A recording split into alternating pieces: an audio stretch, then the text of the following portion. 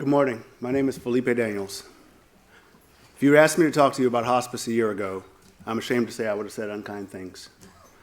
Hospice is about running out the clock, freeing up space in the hospital. It's about giving up. I'm glad you didn't know me then. My wife, Beth, succumbed to esophageal cancer on January 30th of this year. She battled the disease for nearly 2 years before being overwhelmed by the complications of her illness. Before her diagnosis, she was a strong, athletic woman that ran 20 or so miles a week. She loved being outdoors, cooking, exploring exotic cuisines, gardening, and being with our children, Lila and Max. Watching her lose not only her health, but her confidence and her hope was the hardest thing I'd ever done. She was a fighter. When Beth said she was going to end treatment and enter hospice care, I was utterly devastated. I was bewildered. I wanted to keep fighting.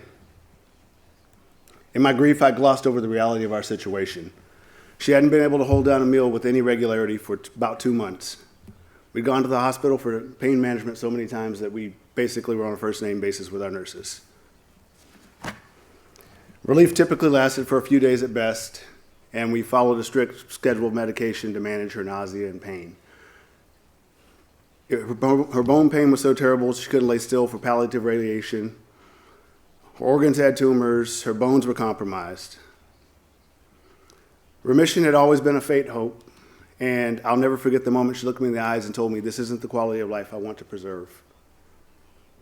We left the hospital on the 23rd of December. She was determined to be at home with our children one last time for Christmas. She spent that Christmas Eve in bed, constantly changing positions to seek an increasingly elusive hiatus from her struggle.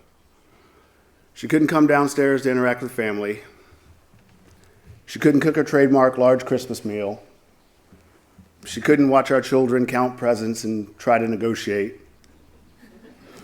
She was in our house, but she wasn't at home. The woman that never sat down couldn't stand up, and it was heartbreaking. On Christmas morning, I set her up in her recliner, and although she was clearly uncomfortable, she did her best to hide it. Her facade didn't last longer than it took to open the presents. She had to retreat to our bedroom and hope that her painkillers would keep her out of the hospital for the night. She didn't want our kids to say goodbye to her on Christmas. We lasted until the next morning, and then we were back in the hospital again. She chose to begin hospice during this visit, a day after Christmas. I didn't know what to expect, but I didn't expect what happened. We received a large delivery of equipment to our home that allowed me to transform our spare bedroom into a functional hospital room. We met our nurses, and I could tell that they were very honestly concerned with what was going on with all of us. Beth was the patient, but they were here to take care of us. I wasn't aware of how long it had been since I'd felt peace because I realized I was feeling it now. I always thought hospice was there to take her away, but in retrospect, they gave her back. Our story was always going to end, but how it ended wasn't written yet.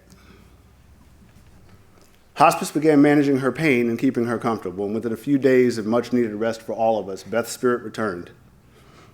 I never thought I'd see her again. She laughed at my jokes and she told her own. We binge-watched Netflix shows. She found an appetite again. She was able to visit with friends and family, and she spent time with our children and her mother. She made breakfast, she made dinner, she baked. She comforted her friends when they came to visit.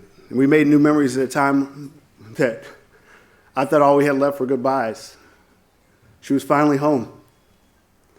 After months of living in and out of the hospital, after months of desperately seeking a respite from pain and exhaustion, she was home. And I never knew how much I missed her until she returned. When I talk about her appetite returning, I'm not talking about a sudden tolerance for popsicles and soup.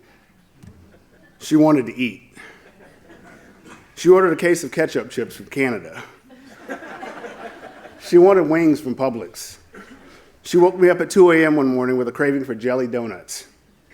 I went to 3 or 4 gas stations and a few closed Dunkin' locations trying to find them, and finally found a store that was open. When I returned with that hard-fought treasure, the girl that couldn't eat rewarded my effort by gobbling down 3 jelly donuts. I never thought I would see her eat again. I laughed and cried that night. Joy.